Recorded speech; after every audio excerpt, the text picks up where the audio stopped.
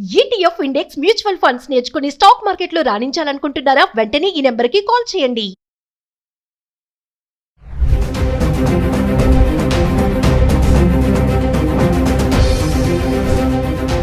నమస్తే, welcome back to Suman TV. ప్రస్తుతం మనతో పాటు ఉన్నారు consumers affairs committee chairman Mandari Krishna Reddy గారు. నమస్తే సార్. నమస్తే అమ్మా. సార్, మన అమెరికా వదిలి మన ఇండియన్స్ చాలా మంది బ్యాక్ వచ్చేస్తున్నారు. మామూలుగా అమెరికా అంటే మనం ఒక వీడియోలో మాట్లాడుకున్నాం, చాలా మంది అక్కడ ఏదో ఒక పని చేసి బతికేద్దామని వెళ్ళిన వాళ్ళు చాలా మంది ఉంటారు. కానీ ఇప్పుడు ఏంటంటే అక్కడ ఉండలేక వచ్చేస్తున్నారు మన వాళ్ళందరూ కూడా. ఇదంతా కూడా ట్రంప్ ఎఫెక్టే అనుకోవచ్చా, ఇంకేమైనా కారణాలు ఉంటాయంటారా? 100% ముందు ట్రంప్ ఎఫెక్ట్ ఎక్కువ భాగం, కొంత భాగం ఏంటంటే ఏ ఎఫెక్ట్ కూడా కొంత ఉందని చెప్పుకోవచ్చు. కానీ ఇప్పుడు మాత్రం ఎక్కువగా ట్రంప్ ఎఫెక్ట్ ఎక్కువ కనపడుతుంది. ట్రంప్ చేసిన పని ఏమిటంటే, అసలు గ్రీన్ కార్డు హోల్డర్స్ను కూడా నువ్వు అమెరికన్ సిటిజన్ కావు, నిన్ను ఎప్పుడంటే అప్పుడు పంపించడానికి మాకు హక్కు ఉంది, ఏ చిన్న తప్పు జరిగినా చిన్న పొరపాటు జరిగినా నిన్ను వెంటనే వీసా క్యాన్సిల్ చేసి పంపిస్తామని చెప్పి బెదిరించడం అనేది ఒక పెద్దగా తప్పింది. రెండవది, ఎక్కడైతే ఉద్యోగస్తులు ఇంతకుముందు మనకు అక్కడ మన వాళ్ళు జాబ్స్ చేస్తున్నారు, ఈ జాబ్స్ చేసేటువంటి వాళ్ళలో ఎక్కువ మంది ఏంటంటే పెట్రోల్ బంకులలో లేకపోయినట్టు వాళ్ళు హోటల్స్లోనో లేకపోతే డెలివరీ బాయ్స్ లాగానో ఇట్లా పనిచేసే వాళ్ళు ఎక్కువ ఉన్నారు.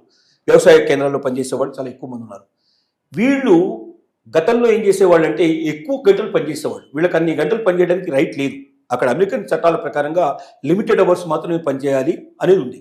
వాళ్ళకి జీతం కూడా ఎక్కువ ఇస్తున్నట్టుగా చూపించాల్సిన అవసరం ఉంది. మరి అమెరికన్స్ని పెట్టుకుంటే చాలా ఎక్కువ జీతం ఇవ్వాల్సిన పరిస్థితి ఏర్పడుతుంది. కాబట్టి ఇండియన్ ఆపరేషన్లు పెట్టి వాళ్ళు ఒక రకంగా తక్కువ ఖర్చుతో నడిపించేందుకు ప్రయత్నం చేస్తూ ఉన్నారు వాళ్ళ వ్యాపారాలు. ఇప్పుడు ట్రంప్ తీసుకొచ్చిన చట్టాలన్నీ కూడా చాలా స్ట్రిక్ట్గా ఉండడం వల్ల అలాంటి వాళ్ళని అకామిడేట్ కష్టంగా ఉంది. కాబట్టి అలాంటి వాళ్ళని వెళ్ళిపోవాలని చెప్పి పంపించాల్సిన పరిస్థితి ఏర్పడుతుంది.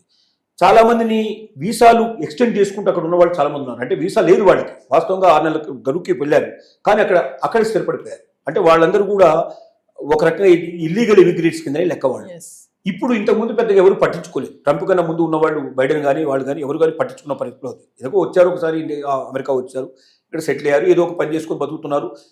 ఇక్కడి వాళ్ళు కూడా చాలా అవసరం కదా అనే ఉద్దేశంతో దృక్పథంతో నడిచిపోయింది. కానీ ఇప్పుడు ట్రంప్ వచ్చిన తర్వాత అలాంటి వాళ్ళందరినీ ఏరి బయటకు పంపించేస్తున్నాడు. ఆయన పట్టుకొని బలవంతంగా సంకెళ్ళు వేసి పంపించేదానికన్నా మనంతరం మనం వెళితే చాలా బెటరు. అనవసరంగా ఇక్కడ ఉండి ఆ రకమైన అవమానంతో మనం వెళ్ళేదానికన్నా పోవడం చాలా మంచిది. ఎలాగో ట్రంప్ మనం బతకనీయడు, 3 ఏళ్ల పాటు వెతికి మనల్ని పట్టుకుంటాడు. తర్వాత కూడా ట్రంప్ మీద విపరీతంగా ఒక రకంగా అంటే 2 రకాలు ఉన్నాయి. వ్యాపారాలు నష్టపోవడం వల్ల కొంతమంది వ్యాపారస్తులు వ్యతిరేకమైనారు. తర్వాత విపరీతంగా ట్యాక్సెస్ వేయడం వల్ల కొంతమంది కస్టమర్స్ అంతా కూడా వ్యతిరేకమైనారు. కానీ మళ్ళీ ఇప్పుడు ఏమైందంటే ట్రంప్ రాజీపడి ఈ ట్యాక్సెస్ అనేటువంటి బాగా తగ్గించేసేసి అందరితో రాజీపడి వాళ్ళు మన దేశం మీద మన దిగుమతుల మీద కూడా వాళ్ళు అమెరికా నుంచి పంపించే వాటి మీద కూడా మనం ట్యాక్స్ తగ్గించేటట్టు చేసుకొని ఆ రకంగా బెనిఫిట్ ఉభయత్రం వచ్చేట్టుగా చేశాడు. మొదట బాగా ఇబ్బంది పడ్డటువంటి అమెరికన్స్ కూడా ఇప్పుడు ఏం గ్రహించారంటే, మన అమెరికాకు చాలా మేలు జరిగింది, మన ట్యాక్సెస్ కూడా ఇతర దేశాల్లో మన వస్తువులు ఎక్కువ అమ్ముకునే పాసిబిలిటీ ఏర్పడుతుంది, కాబట్టి మనం ఇండస్ట్రీస్ బాగా డెవలప్ చేసుకోవచ్చు, ఎంటర్ప్రెన్యూర్షిప్ డెవలప్ చేసుకోవచ్చు అనే ఉద్దేశం కూడా ఉన్నారు. కాబట్టి రోజు రోజుకి మళ్ళీ కొంచెం ట్రంప్కు సపోర్ట్ పెరిగే పరిస్థితి ఏర్పడింది. ఈ పరిస్థితుల్లో, ఈ సిచ్యువేషన్స్లో ఇక ట్రంప్ మనల్ని ఎలాగూ ఇక్కడ ఉండనివ్వడు, కాబట్టి మనం జాగ్రత్త పడి ముందే వెళ్ళడం మంచిది. ఎలాగో ఉద్యోగం చేసుకోలేకపోతున్నాం, ఉపాధి చేసుకోకపోతున్నాం, కోల్పోతున్నాం మనం అనేటువంటి ఉద్దేశంతో ఎవరైతే ఇల్లీగల్ ఇమిగ్రేట్స్ ఉన్నారో వాళ్ళందరూ వెంటనే వెనక్కి వచ్చే ప్రయత్నాలు చేస్తున్నారు. ఈవెన్ ఏ ఎఫెక్ట్ కూడా ఉండడం వల్ల ట్రంప్ కాకుండా ఆర్టిఫిషియల్ ఇంటెలిజెన్స్ కూడా కొంత పని చేస్తుంది.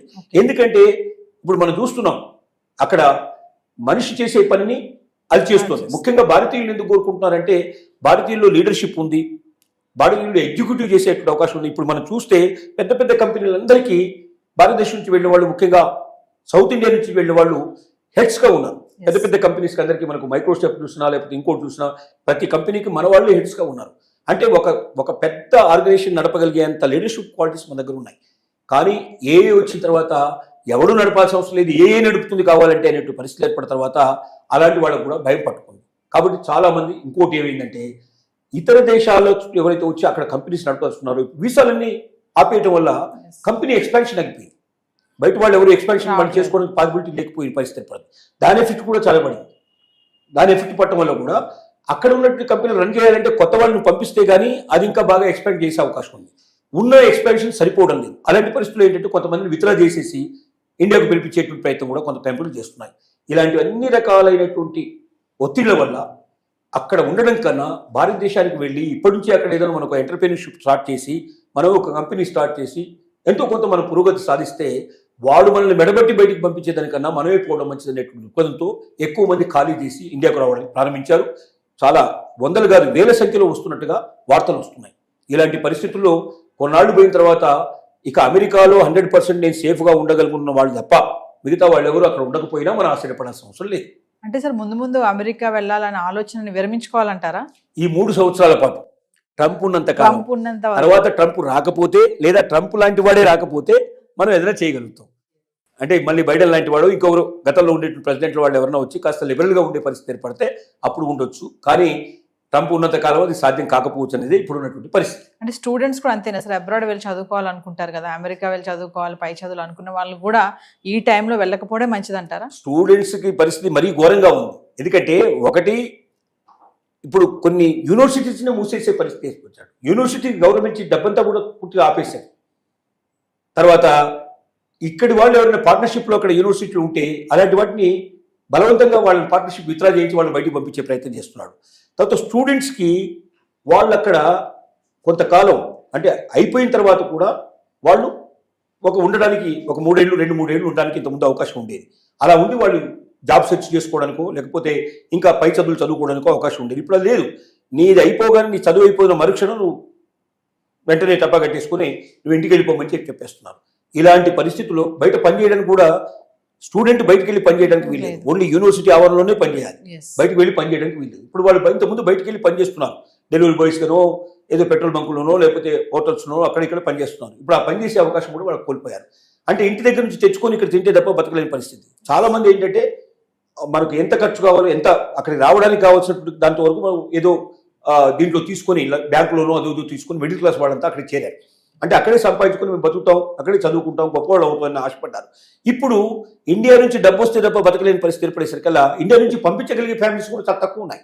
అంటే ఇండియా నుంచి ఎప్పుడైతే పంపించలేకపోతున్నారో అక్కడ ఉండడానికి అవకాశం లేక కొంతమంది వెనక్కి తిరిగి వస్తున్నారు. స్టూడెంట్స్ అలాగే వస్తున్నారు. ఇంకా భవిష్యత్తులో స్టూడెంట్స్ కూడా పెరిగే అవకాశం లేదు. వేరే దేశాలకు వెళ్ళడానికి చాలామంది ప్రయత్నాలు మొదలుపెట్టారు. అమెరికాను వదిలిపెట్టి వేరే వెస్ట్రన్ కంట్రీస్లో ఎక్కడైతే ఈ అవస్థలు లేవో కొన్ని అక్కడ కూడా ఇప్పుడు ఇంగ్లాండ్ కూడా ఇదే పరిస్థితి తీసుకొచ్చింది. వెస్ట్రన్ కంట్రీస్లో చాలా కంట్రీస్లో మా దేశానికి వచ్చేటప్పుడు 1-2 సార్లు ఆలోచించుకొని చేద్దాం అనేటువంటి అంటే ట్రంప్ విధానాలే మిగతా దేశాలు కూడా ఫాలో అయ్యే ప్రయత్నం చేస్తున్నాయి. కాబట్టి అన్నిటికన్నా బెస్ట్ ఏంటంటే మన మాతృదేశం, మన దేశంలోనే మనం అవకాశాలు వెతుక్కోవచ్చు. దమ్మున్న వాడికి, శక్తి ఉన్న వాడికి ఈ దేశం వదిలిపెట్టాల్సిన అవసరం లేదు. మన శక్తి సామర్థ్యాలు ఇక్కడే చూపించుకొని ఇక్కడే ఎదుగుదాం అనేటువంటి నిర్ణయానికి ఎక్కువ మంది రావడానికి అవకాశాలు పరిస్థితులు ఏర్పడుతున్నాయి. Thank you.